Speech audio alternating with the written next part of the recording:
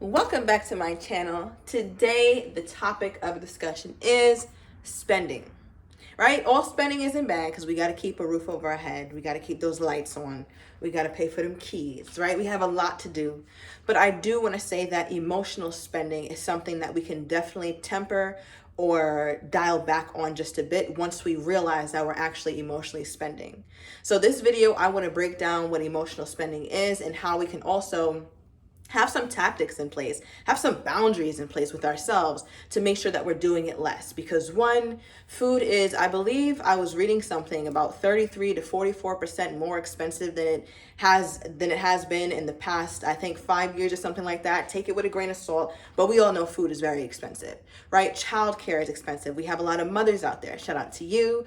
Gas is expensive. There's so many things that have skyrocketed in terms of price. So what better time than right now to make sure that we are devising a budget plan or a financial plan to make sure that we can keep as much of our money as possible. Because sometimes it's not so much about making more, which is always a thing. You should always try to make more money. But what's also a thing is keeping your money. Because no matter how much money you make, if you don't keep it, sis, it's going to run away from you. Money will flee from you. Right? So I want to start getting into that. So the first thing, as I said, number one, be mindful about the money that you keep. What percentage of your money do you spend on eating out? What percentage of your money do you spend buying bottles, buying liquor, buying elective things, right? I'm not talking about people, who need to smoke or need to drink, because that's a little bit different. That's more the territory of like addiction or some binging, right? But if you're somebody who has kind of a neutral profile and you like to indulge sometimes, and sometimes you can dial it back, what can you do to make sure that you keep most of your drinking money, most of your weed money, and most of your Uber eating, door dashing money, right? Because your homework after this video, because I'm always give homework now and I want you to come back. Your homework after this video is I want you to go in your food eating app, whatever your favorite app is, the go-to app for you. And I want you to just look at in the past 2 months, how much have you spent? Really look at the last 3 months, and I want you to take an average of all those three things. Is it $200? Is it $400? Is it $500? Last time I checked, $400 is a car payment. $400 is insurance. $400 is what you can contribute to an IRA, to a life insurance policy. So we can't sleep on the power of little things because they really do add up. I'm talking about those coffees every day, the Starbucks run daily, right? I'm honestly, to be quite frank, when I get off here, I'm Uber eating from one of my favorite spots. I need to chill because I too have noticed that I spend entirely too much. I should have way much more that I got going on, but that's a different story. Okay, I'm trying to clean it up. But I want to share you guys or bring you guys in on that journey because I'm sure there's so many other people who are affected by this as well. Now, because I'm talking about things like eating, drinking, and smoking, right, which especially in the Black community, that takes up a lot of our money. I'm sure many other communities too, but me being a Black woman, of course, that's where my expertise is. So the thing about that is a lot of that spending, a lot of that ordering, a lot of that drinking and smoking is emotionally driven. And what do I mean by that? Number one, our relationship with food. Most of us generationally don't tend to have a really good relationship to food, right? We grow up where our mom and our grandma's making chitlins and all type of collard greens with neck bones and all that kind of food. So our taste buds are more accustomed to eating food that's very fatty, eating food that kind of gives us that high, that rush, right? We talk about the itis, right? I got niggeritis or niggeritis, whatever it is. But it's interesting because the suffix, I believe, of itis is inflammation. It means inflammation. So you wonder why you got the itis and you're ready to go to sleep. It's inflammation, right? And it's literally your body signaling to you, hey, you ate too much. Now we need to shut down. Because what does the body do when it shuts down or when it goes to sleep? It tries to restore you. It tries to quicken digestion. It tries to bring your body back to a place of homeostasis. And when we're constantly doing things like that, like overindulging in food that doesn't even really nourish our souls, like eating out a lot or eating a lot of fast food, not only are we going to be spent by our pockets, but we're going to be more physically tired and we'll be much more emotionally susceptible to things kind of throwing us off externally as well, because we're not eating nutrient dense foods. right? So that's what I mean by food being an emotional trigger. Also, I want you guys, for number 2, to be mindful of advertisement. How many times do we see something? And I want you to take notice of that. But how many times do you see something and then want it? The other day, I saw an ad that had pancakes on it. And guess who made some pancakes? Guess who whipped up some pancakes with buttermilk and the whole nine? Me. And I was like, well, I'll be damned. Like, I just felt hijacked. I felt kind of like that was a little bit scary to me, because I'm like, wow, the more and more you notice how much you can be triggered by something that you just see with your eyes is important. So another thing that I would like you guys to take a little bit more notice on is, what is your diet? Not just internally, or not just what you ingest, but what is it that you're watching? Because that plays a factor into your emotional spending, right? So when we see that McDonald's ad, or God forbid we drive by McDonald's, we really shouldn't be doing fast food, but I understand, especially if you're busy and you need to eat, I get it. But there are much more nutritious ways that we can have our needs met and feel better. So when you're driving by McDonald's, you see the golden arches. When you're driving by Chick-fil-A and it's Sunday and you ready to call up the city council because why is Chick-fil-A closed on this Sunday? Right? Is it still closed on Sunday, guys? Let me know. But yeah, it's those things, and those things trigger emotions. They know how to trigger emotions. You literally have people at these companies who are specifically there for this reason, to play on our emotions, because it's very easy to control the mind, especially like the human mind. We're so susceptible. So once you realize that a little bit more, you can plan around those points. So how can we give some solutions toward emotional spending, especially when it comes to eating out and Uber Eating, or having fast food or nutrient dense food? We have to be proactive so we don't have to be reactive. So this is packing lunch. This is getting your food out for the day, or clarifying to yourself, like, okay, cool, today is Monday. On Tuesday, I'm going to have this for breakfast. I'm going to make this for lunch. I'm going to freeze that. I'm going to chop this up before, because I know on Wednesday when I pass by McDonald's, I'm going to be triggered. But if I have my food already, like, you got to get very strategic about guarding your mind, because if you don't guard it, somebody else is going to take it from you, right? So this is a point of empowerment as well. So those are the first 2 ways that we can emotionally spend. Now, the second thing is liquor and weed, right? That is a huge thing that I feel like runs rampant, especially in the Black community. Again, I'm pretty ignorant to other communities because, I'm Black, so I notice what the hell goes on in our community. So we got liquor stores on every corner by design, but this video is not for that. We got liquors on every corner. We got weed shops coming up all over the place. If you live in New York, I'm sure in your city, you're starting to see it pop up wherever. But I want to give you guys this. What is it that you have to overly indulge or numb that you can't face on your own?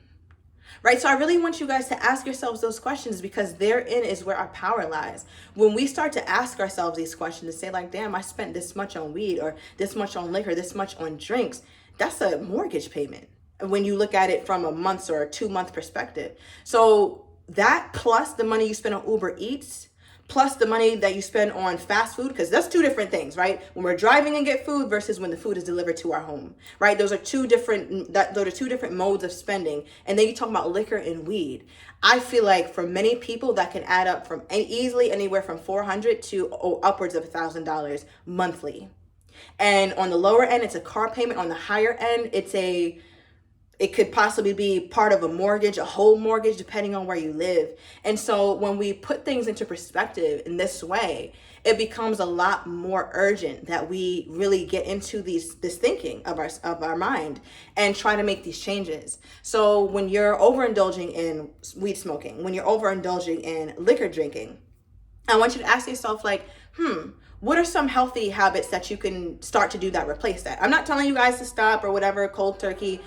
I know how difficult that can be, but I also want you guys to challenge yourself a little bit more. Challenge yourself just a little bit more.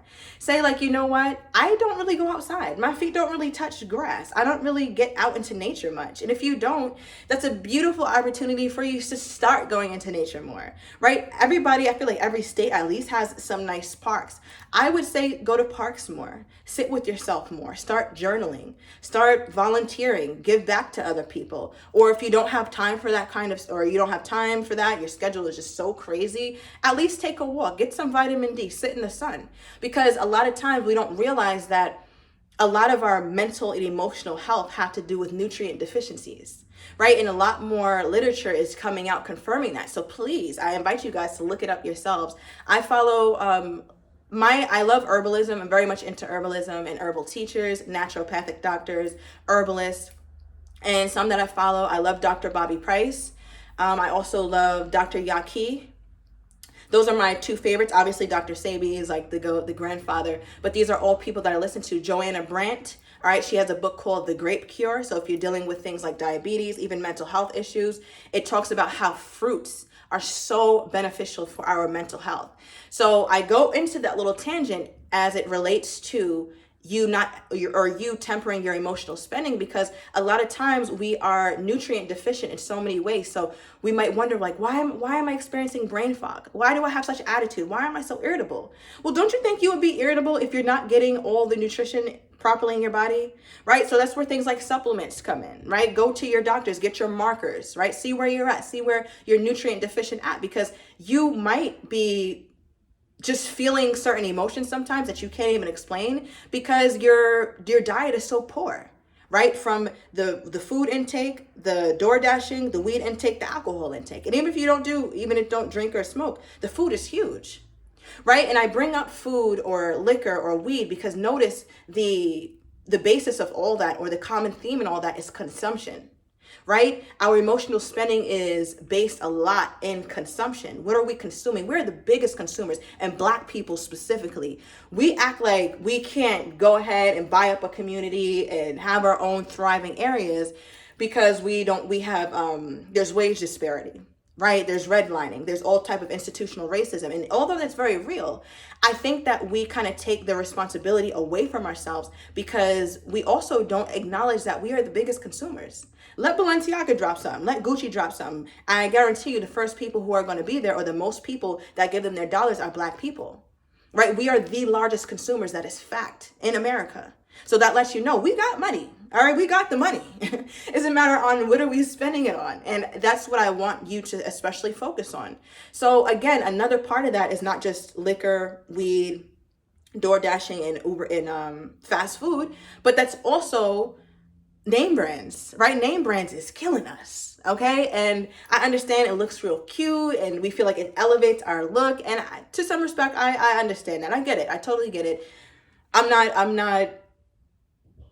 not somebody who is like gonna knock that or make anybody feel some type of way because of that. All I want to do is just to get you to think, just from a place of love, right? So if you're spending $200, $500 on a shirt, or you got this purse now, you got veneers, right? You get your wig done all the time. Think about how that adds up too, and think about what you could have spent that on, right? Because we got to stop thinking about the cost today, but the opportunity cost of it, right? Google what opportunity cost is, right? Because essentially, if you were to put that into something else, you would actually save and keep so much more money than if you spend it out. We have to stop putting our money out. We have to stop consuming so much, right? Stop consuming so much. So if our clothes are super expensive, AliExpress, Temu, all these cheap places. And yes, you could also be opposed to fast fashion because we know how much it involves some very sketchy practices, especially when it comes to like children and things like that.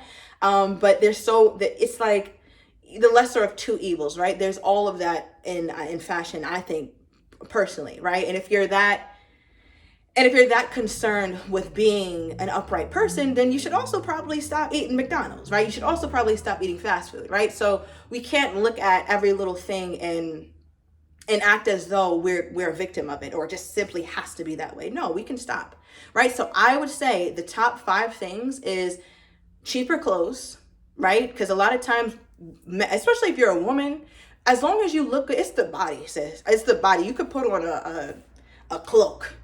As long as your body is looking good and you're tight and right, it's going to be everything, right? And it's not about what body types look better or what looks worse. But a lot of times when you put clothes on a body that you feel confident in, that you take care of, from what you eat to how you work on it to how you care for it, it shows. And it's very attractive.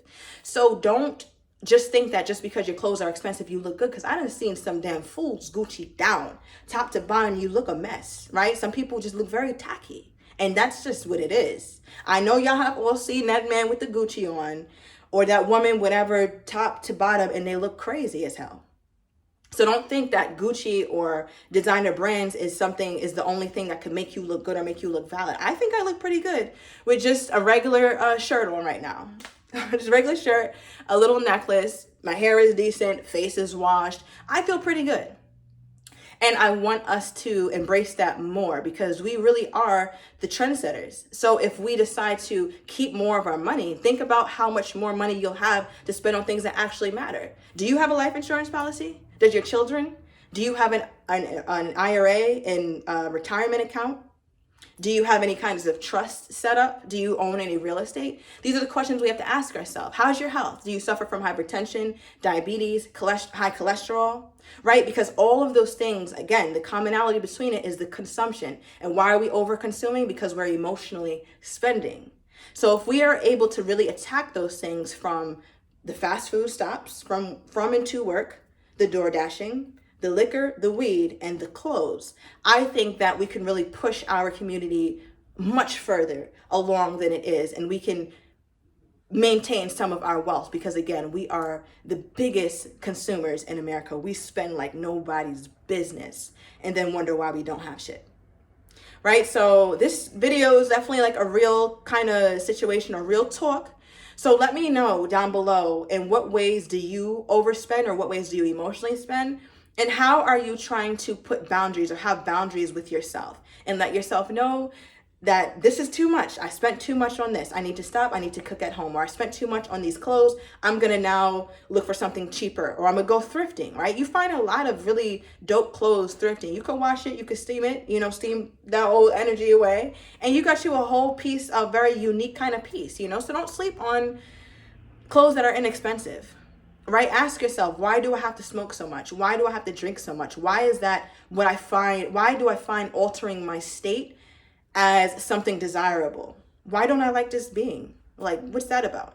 I just want you to ask yourself. This video is all about you thinking a little bit more deeply so that way you can take much more ownership and call your power back to you rather than give it to everybody who is vying for your dollars, your attention, and your health.